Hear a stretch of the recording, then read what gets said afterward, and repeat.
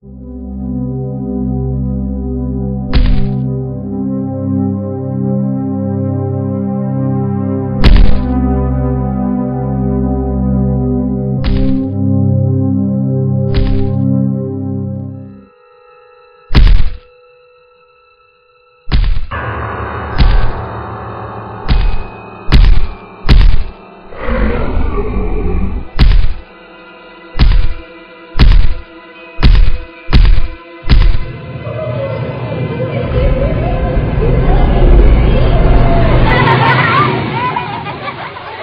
mission is to inspire wonder and discovery and responsibility for our natural and cultural worlds.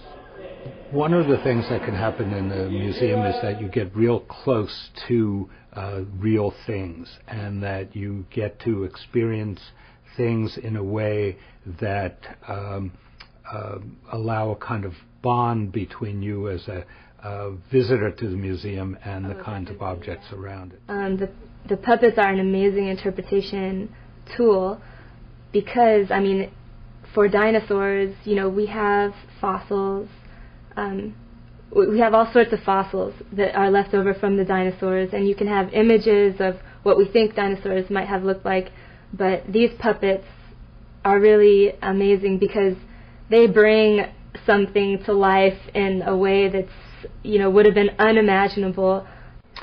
The puppets are based on the collections of the Dinosaur Institute. These are extensive collections of dinosaurs, and we have juvenile specimens of both Triceratops and T-Rex that have allowed us to reconstruct the puppets in a very accurate way. We work very closely with the Dinosaur Institute here at the museum, which is one of the cutting-edge scientific groups looking into the nature of dinosaurs, and we've depended on the scientific input of Dr. Louis Chiappi and others in determining what these dinosaurs should look like and how they should act. As we worked closely with the Dinosaur Institute, we used this as an opportunity to create three-dimensional models that were really representative of how dinosaurs might have moved, what they might have looked like in a variety of ways, including the skin texture, color, things like that. I think the puppets are great vehicles for teaching science, for essentially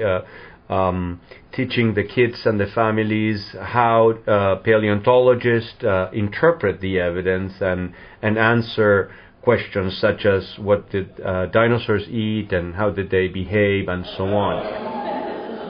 Trying to make friends with that large piece of steak right there. And, you know, I think we're going to come on forward over this way because... This museum is doing something that not only no museum in this country, but no museum in the entire world is doing. We do 12 shows a week with these puppets for audiences of anywhere from 12, a really intimate little experience, to 500, this really expansive and dynamic experience with everyone screaming and shouting. One of the things I love about the Dinosaur Encounters program is that it's so unique, and it's something that people can't experience anywhere else. It combines this element of fantasy with the science in a way that I think you could only do in a museum like the Natural History Museum. The puppets are so amazing that automatically you're just focused on the puppet, wondering, you know it's not alive, but you're wondering, oh, is this what it looked like when it was live? And I think people do that anyways. When they walk into the museum, they see these huge mounts of these dinosaurs that used to walk the earth, and I think the first thing that runs through everybody's head is, wow, I can't believe, these things were alive at one time. And then to see a puppet that, might have actually been, what those live dinosaurs would have looked like is just, it can just blow people's minds. It's like seeing what you always wanted to see growing up. A lot of adults act the same way. I mean, it's one of my favorite parts is coming upon somebody who's totally absorbed in looking at a display, and then they're like, yeah!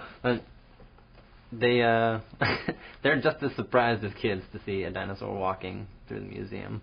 At the same time, during our educational shows, when we have the GIs lecturing, then I think it becomes a lot more clear that there's all kinds of research being done and facts being gathered on these terrific animals. I think when the students and school groups and also just general public come see our presentations, that they're taking away not only knowledge and facts and hard science content, they're also getting an appreciation and understanding for how we fit into the universe, how we're just a small little speck on a grand continuum. I see people's lives changed every day. I see their minds blown every day. The T-Rex, I think, is like a Pied Piper. As it walks through the museum, the kids just, they have to follow it. So they're absolutely choosing, this is something that they want to understand more about, and they're totally fascinated with. And through the process, they're getting a lot of other information that they wouldn't get otherwise. There's so many bright faces, big eyes, and they scream and they yell and they look away and they don't want to look away and they look back again. And